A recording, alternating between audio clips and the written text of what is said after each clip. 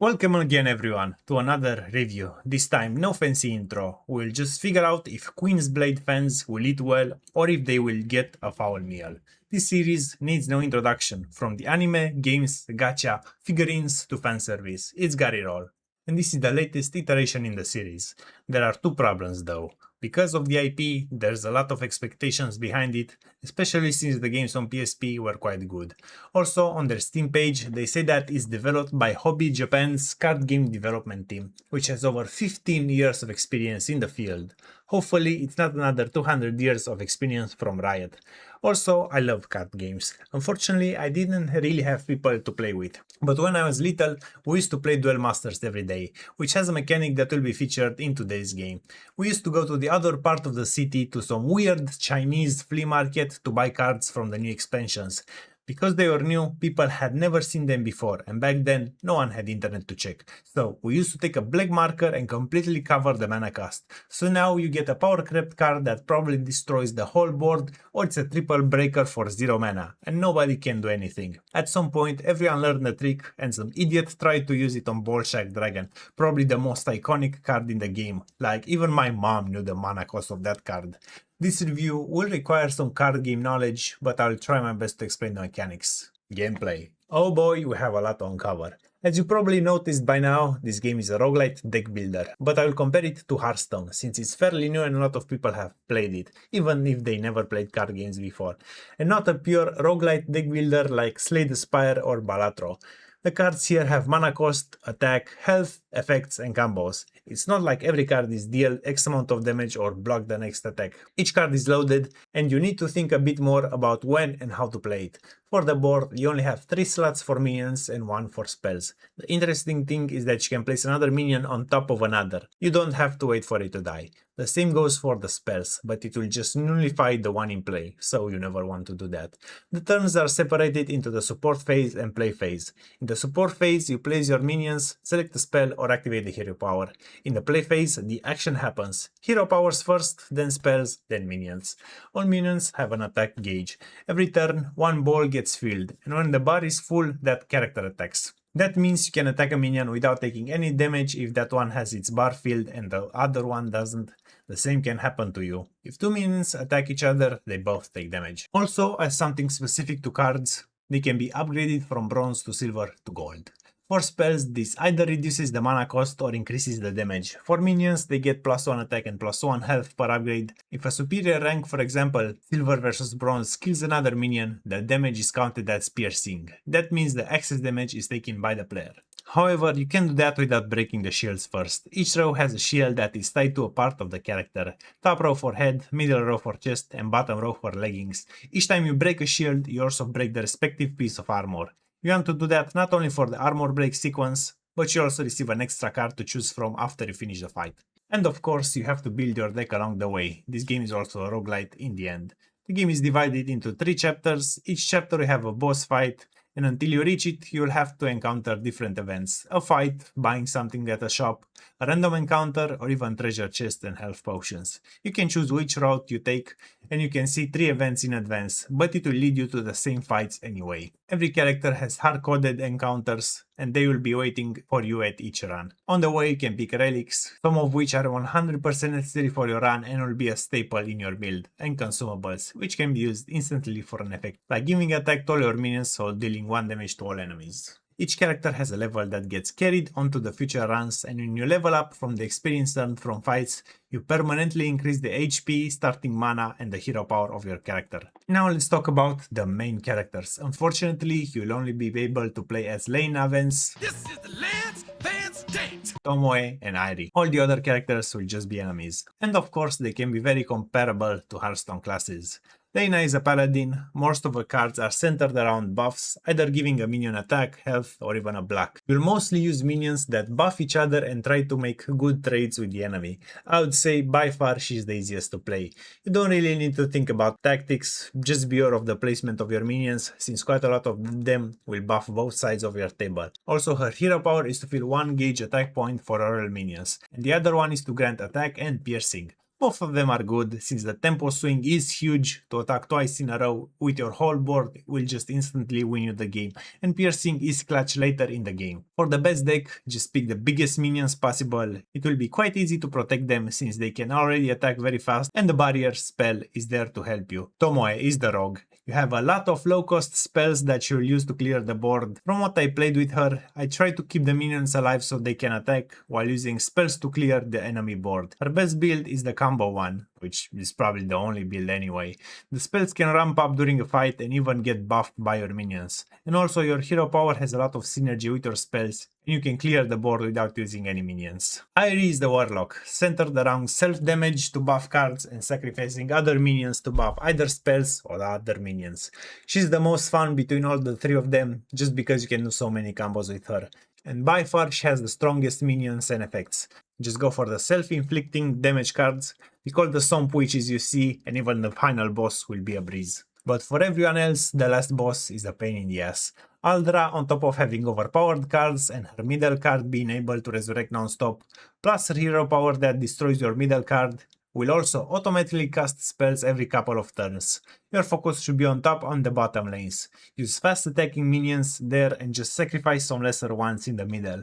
And at this point I'll also suggest picking relics that do something when you kill an enemy minion, like gaining mana or dealing damage. They are game changers in this fight.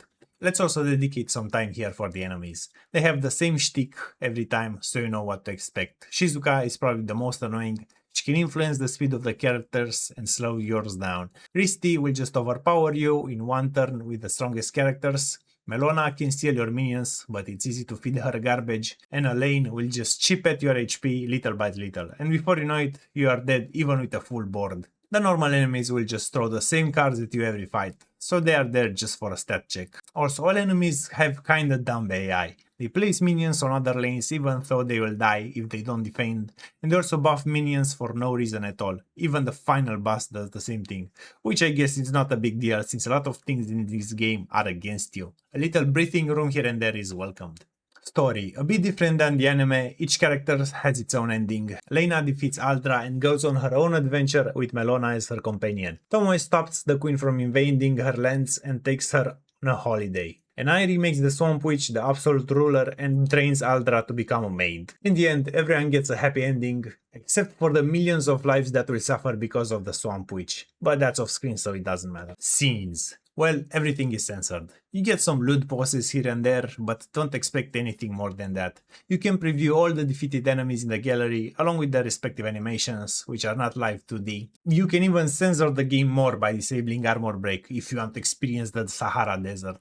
Also, there are 100 achievements in the game. Each one unlocks a specific piece of artwork, ranging from official art to 3D figurines, which is a bad thing, since some of the achievements are quite hard to get. Also, some characters are done by different artists. They are high quality, but it kinda breaks the immersion.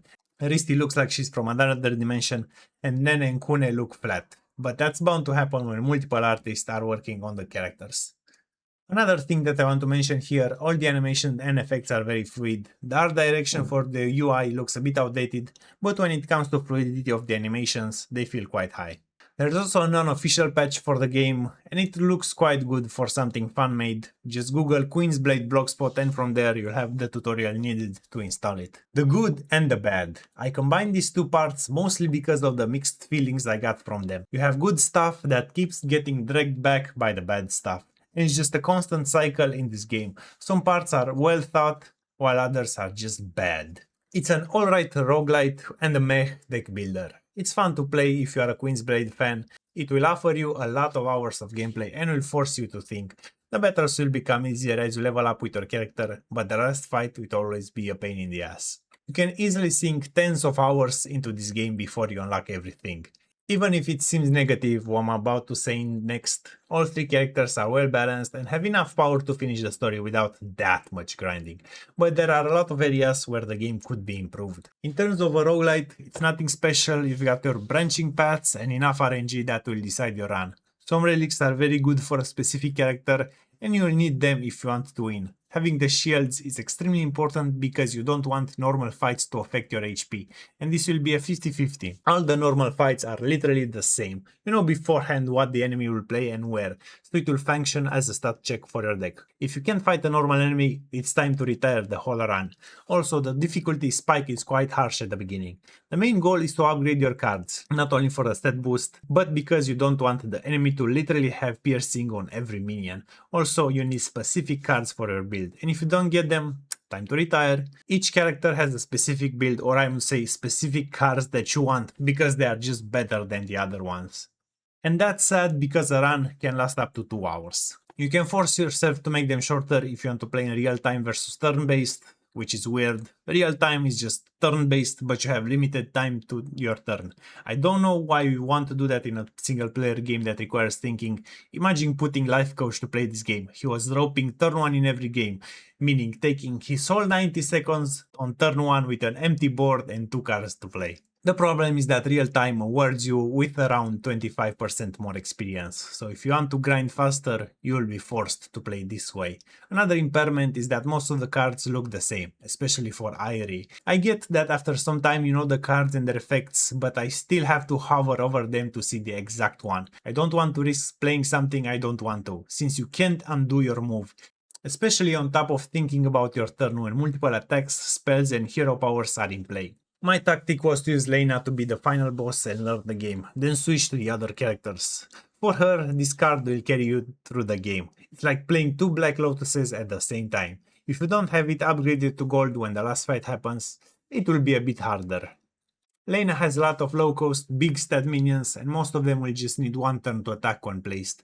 For Tomoe, all her cards are centered around casting spells. A lot of strong minions will cost less for each spell activated, but none of them have the impact that Lena has. For a character that wants to combo as much as possible, it's kinda against her design to be able to cast just 1 spell per turn when you have 5 in hand. Hearthstone did combo characters the best with the Miracle Rogue, a deck where you could cast even 5 or 6 spells per turn to do massive combos and finish the enemy in one go.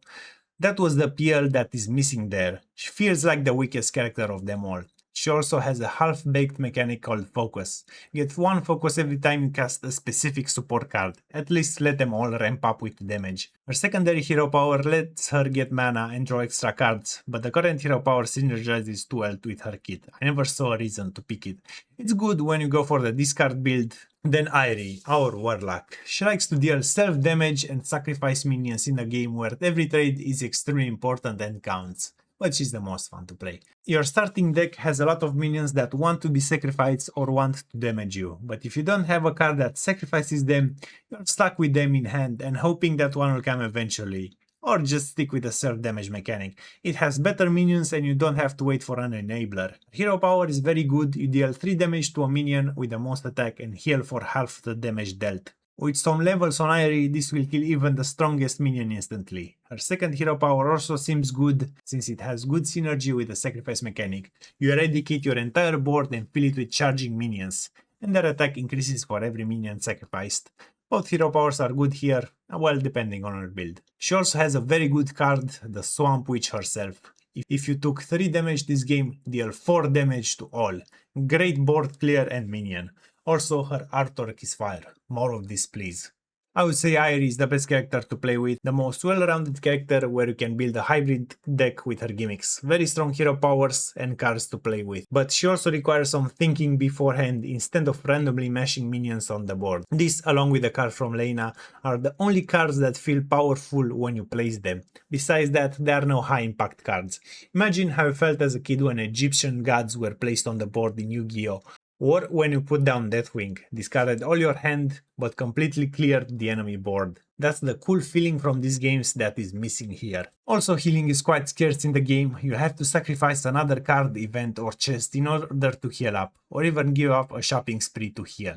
The shop here is quite important since you can get busted relics or even consumables, silver or gold cards, and even remove bad cards from your deck. To tackle the hero power problem, the cast is too big. You need to spend so much mana to charge it up, and I never used it more than once per fight. The cast should have been at least 15 instead of 20. And I think I spent enough time explaining all the details of the gameplay here. Also, runs tend to become very long, around 2 hours, especially when you're not familiar with all the cards and enemies. It's more of a design thing. You trade your minions when they need time to attack again, but by the time they are ready, the board is filled again. Just this mechanic usually adds 4 or 5 extra turns per game, even if you are clearly winning. The game becomes marginally easier when you reach level 5 with your hero, and every level from here will just decrease the difficulty even further. Except the levels won't matter. After you finish the story, you get to play 7 more difficulties, ranging from starting to level 1 again, more minions during a fight, start at half HP and fight the upgraded Aldra. Then what's the point of the level if you're gonna start at level 1 again? That was the only thing that gave you an advantage. Now you have to fight without it against stronger enemies. I'll probably never finish the last level, so if someone beats the upgraded Aldra, please upload it to YouTube. The ugly. Unfortunately, we have something to discuss here as well. Another mechanic introduced is the upgraded cards that we talked about. The problem is that your enemies will always have better quality cards than you. So for most of the fights above chapter 2, you lose at least one shield on turn 1, even if you sacrifice a smaller minion to block the attack. This logic forces you to not place something in that specific spot and just eat the attack. There is some tactic here, but when the enemy AI's plan is just to swarm with cards, some of the fun gets lost along the way. It's almost impossible to win runs at low level, since you'll just get obliterated by gold cards later. One mechanic that I didn't discuss in detail that all the characters have is the discard mechanic, where you discard cards for some stronger minions or to activate an effect, but this is garbage. The discard minions are not that strong. Imagine discarding your whole hand just so the enemy can fill the board again in the next turn. In games like Hearthstone and even Magic the Gathering, it took years of expansion, buffs and new cards to make this tactic viable. It should be removed from the game, since every time I get a discard minion, it's just a wasted slot that could have been a good card. Tomoe has the best synergy with this mechanic, but I never got further than the start of chapter 3, just because the minions are too weak to compete, and discarding your hand is not what you want to do on a combo character. Basic decks. This is more nitpicking, but it could have been cool to edit your starting deck, or even at least to upgrade some of them into silver. The starting minions will just become liabilities in your deck later in the run, and you have to spend gold or sacrifice an upgrade to remove them. If you were allowed this, the game could have been more fun, since you could have some control over what deck you want to build that run. And it's a single player game, it's okay for the player to be a bit overpowered, or at least have some advantages, especially since not every fan of Queen's Blade is a master at card games. It's annoying to remove the same 5 cards literally every run. And the worst thing that this game has is the absence of mulligan. As I said, most enemies will storm you turn 1, and if you get bad cards, it's very hard to swing back, especially when the fights tend to be so close. I get that an individual mulligan for each card might be too overpowered, but at least let me sacrifice a card or some HP to do that, rather than killing my run because I got a bad start, especially when you fill my hand with the starting bronze cards. Also, this becomes a problem as your deck becomes quite big. At least 30 cards before you reach Aldra. You want that because mana won't be much of a problem later, but the problem is attacking. It's better to let a minion attack than place another minion on top of it so you can attack next turn again, but obviously you need cards to do that. With this tactic, which sometimes you are forced to, it increases the requirement for a mulligan. Or you can just quit to menu mid-fight and the battle will restart when you join back. At least you can abuse that instead of a mulligan. Overall, I wouldn't recommend this game unless you are a fan of Queen's Blade and card games in general. And that's the problem with card games, they require balance and patches, which I don't think we'll get that many. So it gets the Dry Melon award, because that's how you feel every time the armor breaks. You know when you want to buy a melon, you see those yellow spots where it's set on the ground, you ask for a sample, and it's not that juicy or sweet. But you buy it anyways since it's the end of the season and it's the last melon in the shop. And after you eat it, you say to yourself, it was just good. I know they wanted to play it safe, either with Nintendo or Steam, but obviously with every decision you anger the other group. We'll have to wait and see if they made the correct choice by going 100% safe instead of the fun service. Probably my harshest review to date, but I only want the game to be good as a Queen's Blade fan. At this moment, the game sits around 60 or 70% reviews on Steam, and decreasing, with most people criticizing the censorship and gameplay. My biggest concern is that we will not get a patch since the release is also on Nintendo Switch, so they don't want to anger them by showing too many melons. This is also a game that requires a lot of time investment. I'll probably never unlock everything, just because some of the achievement will require a lot of grinding and RNG. I'm also sure there are some more tactics that I just didn't discover yet, but they will probably require another 10 hours per character to figure out. There are some nasty combos that you can do with some specific relics and cards, and the last achievement is to beat the game in under 1 hour, which is possible with a hero probably at least level 10, but that will require around, I don't know, 10 hours if I have to ballpark it to grind. So you decide if it's worth. And just as I was working on the video, I stumbled on Dream of Corpse Lady, a lewd deck builder that completely mugs rebuild. Actually, this horizontal view is much better and you can see the cards more clearly. The hero has 2D live animation and jiggle, cards have different skins. In Rebuild, minions don't even have a background, come on man. It's not a roguelite per se, but you can upgrade your minion stats, you can equip gear on them, modify the talent tree, different buffs gained after each fight, you can get some insane combos here. For example, this character is a tank and I have 2 items on it that poisons the enemy on every attack. And because I spent all my upgrades on her, I don't need any other minion. She can finish the fights by just existing. And this is what I was referring to. There's no randomness in Rebuild. All fights are the same. You pick the same cards every run, the enemy plays the same cards every run. It gets boring real fast without some scaling or a random mechanic. And mind you, this game is $7, a quarter of the price. I would actually recommend this one if you like deck builders in general. In gameplay, it's not better than Rebuild, but it has better artwork, you can pause and see a detailed view of the board, more items and combo possibilities, specific gear and talent upgrades for your minions, you can switch minions around if you place them incorrectly or to adjust the tactic. You can select your starting deck and gear, you can restart the fight instead of Alt F4, ×2 speed. It's just the little quality of life things that matter. I had fun reviewing this game. It isn't the best thing to come out, but it had enough gameplay to at least keep me interested in discovering more tactics and providing as much knowledge here as I can. I'll keep playing it, hopefully going for the 100%. I've heard some rumors that they will add more DLCs, but nothing confirmed. If it happens, I'll come back with a second video and hopefully also increase the rating received. With that said, thank you for watching and I'll see you in the next one.